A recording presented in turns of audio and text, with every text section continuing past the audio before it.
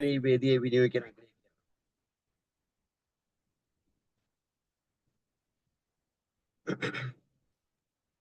Good morning, sir. Yes, good morning. Good morning, sir. Good morning, good morning. സാറേ, ഞങ്ങൾ അടിമാലിക്കാരെ സംബന്ധിച്ചിടത്തോളം ഞങ്ങൾക്കൊരു ടെൻഷനോ പ്രശ്നങ്ങളോ വന്നാൽ പോയിരിക്കാനായിട്ട് ഒരു പാർക്കോ അല്ലെങ്കിൽ ഒരു ക്ലബ്ബോ അങ്ങനെയൊന്നുമില്ല. അപ്പോൾ ഞങ്ങൾക്ക് വന്നവർക്കെല്ലാം നല്ല ഒരു മാനസിക ഉല്ലാസം, അതുപോലെ ഇനിയും അത് ഒന്ന് വർക്ക് ചെയ്യുന്നതിലൊരു ഒരു ഒരു അവർക്ക് വർക്ക് ഇനിയും മുന്നോട്ടുള്ള വർക്കിൽ അവർക്ക് ഭയങ്കരമായിട്ട് വർക്ക് ചെയ്യണം. അത് ഇനിയുമുള്ള ഇതിൽ പങ്കെടുക്കണം എന്നുള്ളൊരു വളരെ സന്തോഷത്തോടെയാണ് അവരെല്ലാവരും തിരിച്ചു വന്നതും ഒക്കെ. ഇന്നലെ വീട്ടിൽ ചെന്നിട്ട് വിളിച്ചപ്പോഴൊക്കെ അവരതൊക്കെ തന്നെയാണ് പറയണത്. ഓക്കെ, എങ്ങനെയുണ്ടായിരുന്നു ഇന്നലെ? ടോട്ടലി പേഴ്സണൽ എക്സ്പീരിയൻസ് എന്തുണ്ടായിരുന്നു? മനസ്സിന് എന്ത് സന്തോഷം തോന്നി? ഏത് രൂപത്തിലാണ് അത് എഫക്ട് ചെയ്തത്? ഒന്ന് ചെറുപ്പമാകാൻ സാധിച്ചോ എന്നൊന്ന് ജസ്റ്റ് ഒന്ന് പറയാമോ?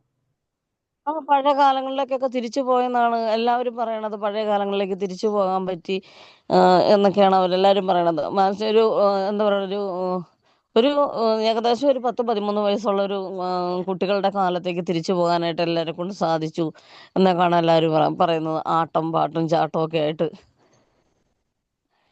ആണല്ലേ? അതെ, ഓക്കെ, എപ്പോഴാണ് ഇന്നലെ തിരിച്ചെത്തിയേ?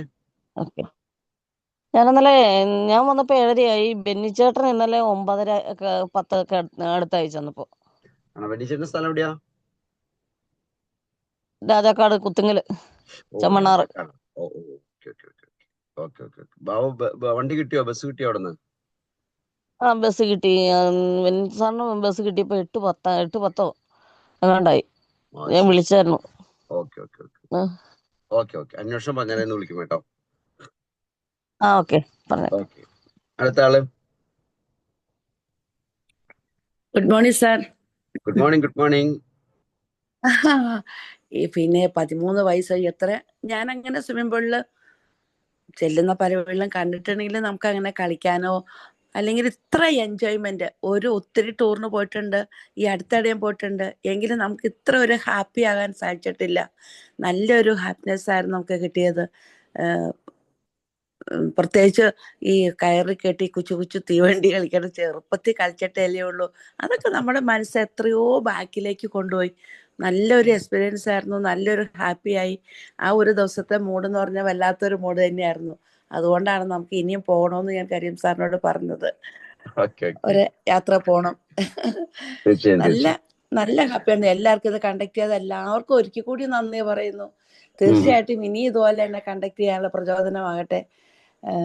നല്ല ഹാപ്പി ആയിരുന്നു. എല്ലാവർക്കും ഒരിക്കൽ കൂടി നന്ദി അറിയിക്കുന്നു. Thank you, thank you, thank you. Yes, അടുത്തതാരാണ്?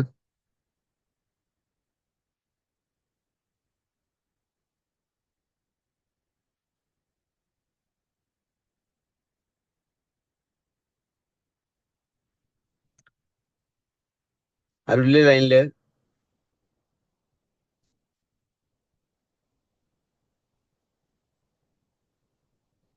സാറേ ഉണ്ട്. എല്ലാരും പറയട്ടെ എന്ന് പറഞ്ഞ് നോക്കിയില്ലായിരുന്നു. Okay okay. നല്ല അനുഭവമായിരുന്നു എല്ലാവർക്കും.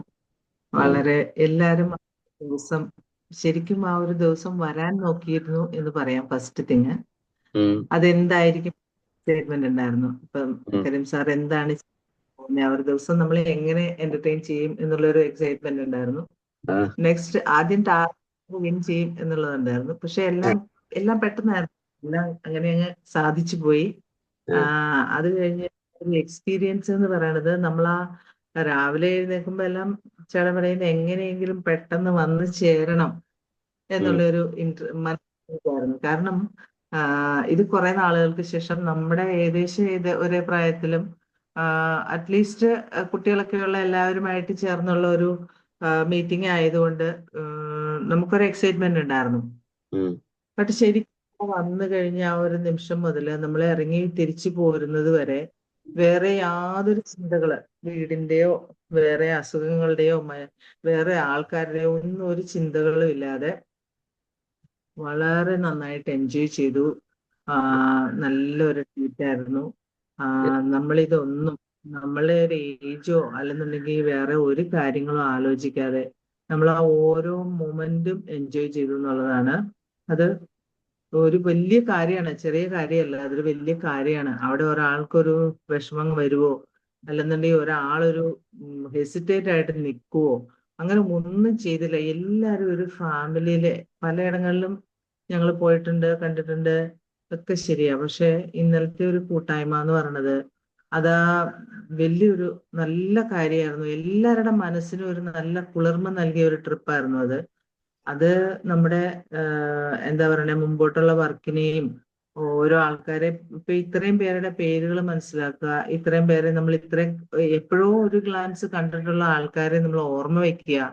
ഇന്നലത്തെ ആ ഒരു ഒറ്റ ട്രിപ്പിൽ ഇവരെ എല്ലാവരുടെ മുഖം, ഓരോരുത്തരുടെ പേരും ഓരോരുത്തരുടെ മുഖവും നന്നായിട്ട് ഓർമ്മ വരുന്നുണ്ട്.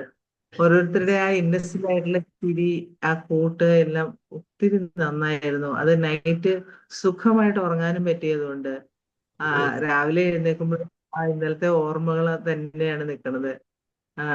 എല്ലാം കൂടി എല്ലാവർക്കും കണ്ടക്ട് ചെയ്ത നിങ്ങൾക്ക് 3 പേർക്കും, കരീം സാറിനും റിസിന മാമിനും മജീദ് സാറിനും പിന്നെ നമ്മുടെ എല്ലാ ഫ്രണ്ട്സിനും ഒന്നുകൂടെ താങ്ക്സും സന്തോഷം അറിയിക്കുന്നു. Okay sir.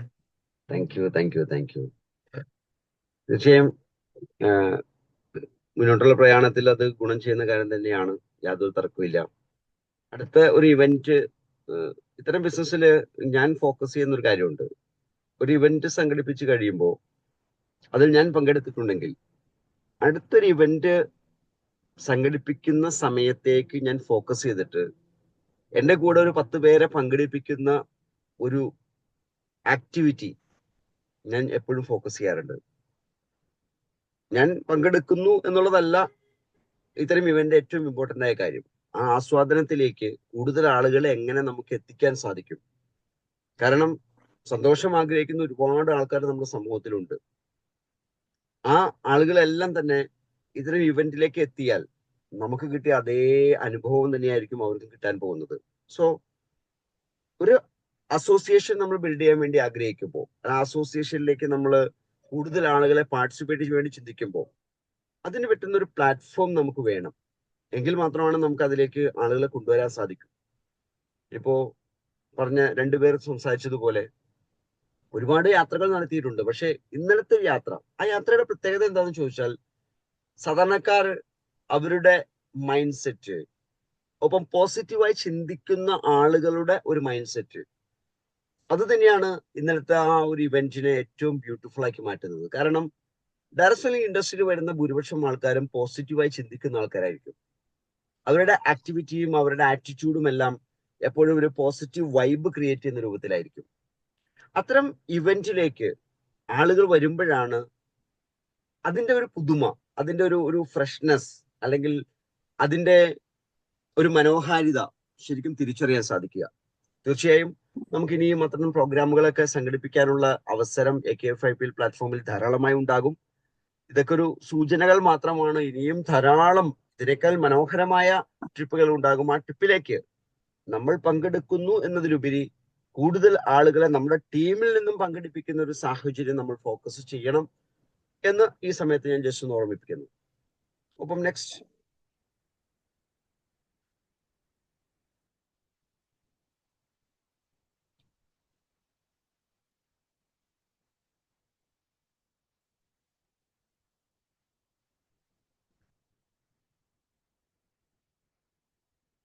ദിവ്യലത madam,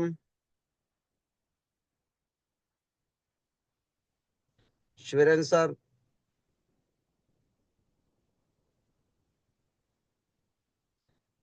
Ravi sir,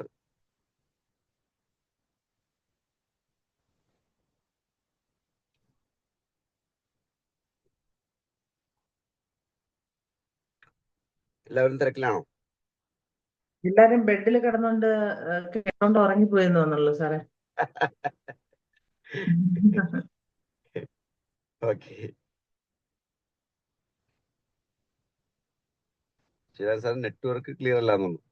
okay, Sivaran sir വീണ്ടും ഒരു മൊബൈലിൽ ലോക്ക് ആയിട്ടുണ്ടല്ലോ. വനജ മാഡം സംസാരിക്കാൻ പറ്റുന്ന അവസ്ഥയാണെങ്കിൽ സംസാരിച്ചോളൂ. Good morning sir. Good morning. ഞാനൊക്കെ എത്രയോ മുമ്പ് തുടങ്ങി ആഗ്രഹിച്ച ഒരു കാര്യമാണ് ഇന്നലെ നടന്നതെന്നറിയോ? വീണും എഴുന്നേറ്റും എല്ലാം ഓടിപ്പാഞ്ഞു. വെള്ളത്തിലിറങ്ങാൻ പറ്റില്ലാത്തതുകൊണ്ടാണ് ഇറങ്ങാതിരുന്നത്. ഞാൻ പറയുന്നത് തിരിയുണ്ടോ? ഓ മനസ്സിലാവുന്നുണ്ട്. ഇനിയും നമുക്ക് ഇതുപോലെയുള്ള ജേർണികൾ സംഘടിപ്പിക്കുകയും അതിൽ നിന്ന് നമുക്കുടെ മാനസിക ഉല്ലാസം വളരെയധികം കൂടുതൽ കൊണ്ടുവരികയും നമ്മുടെ വർക്ക് ചെയ്യാനുള്ള പ്രചോദനം ഉണ്ടാവുകയും ചെയ്യും. അതുകൊണ്ട് ഇനിയും ഇത്തരം സംരംഭങ്ങൾ നമ്മൾ എഫേർട്ട് എടുത്ത് ചെയ്യണമെന്നാണ് ഞാൻ പറയുന്നത്. Thank you sir. Thank you. സന്തോഷം.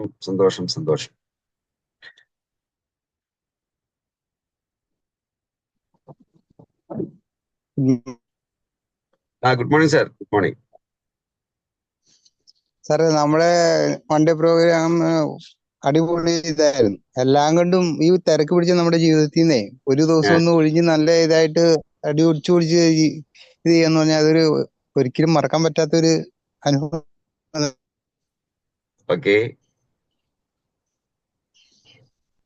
അത് കണ്ടക്ട് ചെയ്ത സാർമാർക്ക് എല്ലാവർക്കും എല്ലാവിധ അഭിനന്ദനങ്ങളും ആയിരുന്നു. ഇന്നലെ നമുക്ക് ഇങ്ങനെ എന്തെങ്കിലും നല്ല പരിപാടികൾ ഇത് ചെയ്ത് ഇന്നലെ ഫീൽ ചെയ്ത എന്തെങ്കിലും ഒരു പ്രത്യേക കാര്യം എടുത്തു പറയാൻ പറ്റുമോ? ഇന്നലെ ഫീൽ ചെയ്ത ഒരു പ്രത്യേക കാര്യം? ആ ട്രെയിനിൽ യാത്ര ചെയ്തതും അതുപോലെ തന്നെ വെള്ളത്തിൽ കിടന്ന് നീതി കുളിച്ചതും ഒക്കെ നല്ല ഒരു അനുഭവം തന്നെയായിരുന്നു.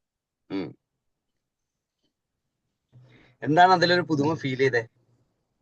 ഇതുവരെ കിട്ടാത്ത എന്തൊരു പ്രത്യേകത ഫീൽ ചെയ്തേ? ഇതുവരെ ഇങ്ങനെ ഇതിപ്പോ ഈ തിരക്ക് പിടിച്ച് നമുക്ക് പരസ്പരം ഒന്ന് അങ്ങോട്ടും ഇങ്ങോട്ടും സംസാരിക്കാൻ പോലത്തെ ഇത് കിട്ടാത്ത രീതിയിൽ കിടന്ന് നമ്മൾ ഓടണം. ആ സമയത്ത് ഇങ്ങനെ ഒരു ഇത് ചെയ്യാന്ന് പറഞ്ഞാൽ അത് അവിസ്മരണീയം തന്നെയാണ്. നമുക്ക് ഒരിക്കലും മറക്കാൻ പറ്റില്ല. രാവിലെ വൈകുന്നേരം വരെ ടെൻഷൻ ഫ്രീ ആയിരുന്നോ? ടെൻഷൻ ഫ്രീ ആയിരുന്നു. വേറെ ഒരു കാര്യവും ഓർമ്മ വന്നില്ല? തിരിച്ചു പോന്നപ്പോ പഴയ കാലത്തെ ആ സ്മരണകളിലേക്ക് നമ്മൾ ആടിനിറങ്ങായിരുന്നു. പല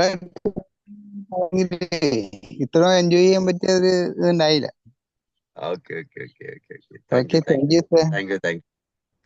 മനോഹരമായ ഒരു കവിതയും അത് ചെറുപ്പകാലത്തേക്ക് പോകുന്ന ഒരു കവിതയൊക്കെ ശിവരാജ് സാർ അവിടെ പ്രസന്റ് ചെയ്തിരുന്നു.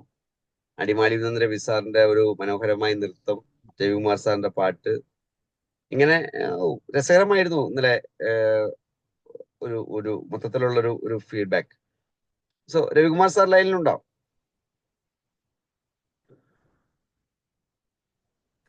സാറേ, ഒരു കാര്യം കൂടി. ഇപ്പൊ നമ്മളൊരു ടൂർ പോയാല് ഒന്നുകിൽ ചിലപ്പോ നമ്മുടെ പരിചയമുള്ള 1-2 പേര് കൂടുതലായിരിക്കും പോകുന്നത്. മറ്റു വ്യക്തികളെ പരിചയപ്പെടാനോ ആ പരിചയപ്പെട്ട ഒരു കാര്യം നമ്മുടെ മനസ്സിലേക്ക് അങ്ങ് തറഞ്ഞു. നമുക്കിപ്പോ 16 പേരെ 18 പേരെ എത്ര പേരുണ്ടെങ്കിലും അവരുടെ എല്ലാവരുടെയും പേര് ഓർത്തിരിക്കാനും ആ ഒരു ബോണ്ടിങ് അത് ഭയങ്കര.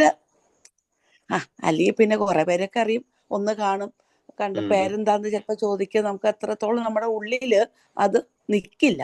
പക്ഷെ ഇതെല്ലാവരുടെ പേര് നമ്മുടെ ഉള്ളിൽ നിൽക്കത്തക്ക രീതിയിൽ എല്ലാവരെയും ആ പരിചയപ്പെട്ട ആ രീതികളൊക്കെ ഭയങ്കര സൂപ്പറായിരുന്നു. സൂപ്പർ. ഓക്കെ സാറേ. Thank U.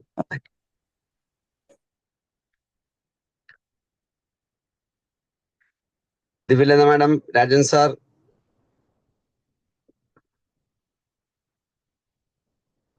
Ravikumar sir. Hello, good morning sir. Good morning. Hello, good morning. കേൾക്കാം. കേൾക്കാമോ? ഇന്നലത്തെ അനുഭവം വളരെ എന്താ പറയാ, എല്ലാവരുടെ മനസ്സിൽ തങ്ങുന്ന രീതിയിലായിരുന്നു. പിന്നെ പങ്കെടുത്തവരെ കുറിച്ച് ആ സമയത്ത് തന്നെ ഞാൻ 3-4 പേരോട് ഉച്ച വരെയുള്ള എങ്ങനെയുണ്ട് എന്ന് ചോദിച്ചു. അപ്പൊ അതെല്ലാം സൂപ്പറായിരുന്നു. ഉച്ച കഴിഞ്ഞു വരെ. പിന്നെ ഞാനൊരു 3:30 ആകുമ്പോൾ എനിക്ക് പോരേണ്ടി വന്നു. അതിനുശേഷം ഞാൻ ഈ ഫോട്ടോസിലൂടെയാണ് പിന്നെ കാണുന്നത്. അവിടെ നിന്ന് വന്നത് തിരിച്ചു വരാനും സമയമില്ല എനിക്ക്. പക്ഷെ പോകുന്നത് ഭയങ്കര നഷ്ടമായി. എല്ലാവർക്കും ഭയങ്കര ഹാപ്പിയാന്നാ പറഞ്ഞു. ഞാൻ തിരിച്ചു വന്നെങ്കിലും എന്ന് ഓർത്തു. പക്ഷെ ആ സമയത്ത് തിരിച്ചു വരാൻ പറ്റില്ല, അവിടെ വരുമ്പോഴത്തേക്കും തീരും. അപ്പൊ എന്നാലും ഞാൻ പോകുന്നെങ്കിലും എന്റെ മനസ്സ് അവിടെയായിരുന്നു. എനിക്ക് അത്യാവശ്യമുള്ളതാണ് പോരേണ്ടി വന്നത്. നല്ല ഒരു എനർജി നമുക്ക് ഇന്നലെ കിട്ടി. പിന്നെ നല്ല അനുഭവങ്ങൾ കിട്ടി, നല്ല സന്തോഷം. എല്ലാം മറന്ന് നമ്മുടെ ആ ചെറുപ്പകാലങ്ങളിലേക്ക് പലരും ഇപ്പൊ പറഞ്ഞ പോലെ തന്നെ ഒന്ന് പോയി തിരിച്ചു വന്നു. അത് ആ ആ ആ വൈബ് എന്നും നമ്മുടെ മനസ്സിലുണ്ടാവും.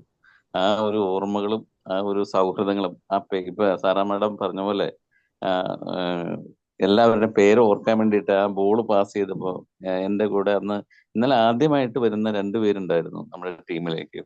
ഒരു പാർട്ടിസിപ്പേഷൻ വളരെ കുറവായിരുന്നു, എന്നാലും ടീമിൽ വന്ന് അവർക്കൊരു അപരിചിതത്വം ഫീൽ ചെയ്തില്ല. അന്ന് അംബിക ചേച്ചി പിന്നെ അമ്പിളി സിസ്റ്റർ അവരൊന്നും ആദ്യമായിട്ട് വരുന്നതാണ് നമ്മുടെ ടീമിലേക്ക് തന്നെ. ഒരു മാസം ആയെങ്കിലും നമ്മുടെ BOPക്ക് വരെ വന്നിട്ടില്ല എന്ന് തോന്നുന്നു. അപ്പോ അവർക്ക് വരെ അത് ഭയങ്കര ഒരു അപരിചിതത്വം ഫീൽ ചെയ്യാതെ എല്ലാവരുമായിട്ട് പരസ്പരം അല്ലെ പേരെടുത്ത് പറഞ്ഞ്, എനിക്ക് തോന്നുന്നു അവരാന്ന് തോന്നുന്നു കൂടുതൽ എൻജോയ് ചെയ്തത്. അപ്പോ എല്ലാവരും ഒരു നല്ലൊരു കുടുംബത്തിലെ ആളുകൾ എന്ന പോലെ പെരുമാറാൻ സാധിച്ചു. ഞാൻ വലിച്ചു നീട്ടുന്നില്ല. അപ്പോ അങ്ങനെ അത് നിലനിർത്തിക്കൊണ്ട് തന്നെ നമുക്ക് വീണ്ടും ഇതേ രീതിയിലുള്ള ഇടയ്ക്കിടയ്ക്ക് നമുക്ക് ആഘോഷിക്കണം. അതിന് എന്താണ് നമുക്ക് വേണ്ടത്? ചുമരാണല്ലേ. ആ ചുമരുണ്ടെങ്കിലേ ചിത്രം വരയ്ക്കാൻ പറ്റുള്ളൂ എന്ന് പറഞ്ഞാല് ആ ചുമര് എപ്പോഴും നമ്മുടെ മനസ്സിൽ അതിനിങ്ങനെ നിലനിർത്തിക്കൊണ്ട് പോവാം. Okay, thank you sir. ഉറപ്പായിട്ടും വെൽക്കം. ഓക്കെ, സോ മനോഹരമായ ഒരു ദിവസം ഇന്നലെ സമ്മാനിച്ച AK5P എന്ന പ്ലാറ്റ്ഫോമിനെ നമുക്ക് അഭിനന്ദിക്കാം. ഒപ്പം AK5P എന്ന പ്ലാറ്റ്ഫോം മുന്നോട്ട് വയ്ക്കുന്ന ബിസിനസ് മോഡൽ, മെസ്സേജ്, അതിന് സമൂഹത്തിൽ ഒരുപാട് പ്രാധാന്യമുണ്ട് എന്നുള്ളത് നമ്മൾ പലപ്പോഴും സംസാരിച്ചു പോകുന്ന കാര്യമാണ്. കാരണം ആരോഗ്യം നന്നാക്കുക. ഇന്നലെ അവിടെ ചെന്നപ്പോൾ തന്നെ അവിടുത്തെ ആ പ്രോപ്പർട്ടിയുടെ മാനേജർ അവര് ജസ്റ്റ് പരിചയപ്പെട്ടപ്പോൾ ചോദിച്ചത്, ഓക്കെ നിങ്ങളൊക്കെ മില്ലറ്റിന്റെ ആളുകളാണല്ലേ, എന്തുകൊണ്ട് മില്ലറ്റിന്റെ ആളുകളാണല്ലേ എന്ന് ചോദിക്കുന്നതിന് കാരണം എന്ന് ചോദിച്ചാൽ, മില്ലറ്റ് എന്നുള്ളത് എന്താണെന്നും അതിനുള്ള ആരോഗ്യ പ്രാധാന്യം എന്താണെന്നും ഇന്ന് സമൂഹം തിരിച്ചറിഞ്ഞുകൊണ്ടിരിക്കുന്ന ഒരു കാലഘട്ടമാണുള്ളത്.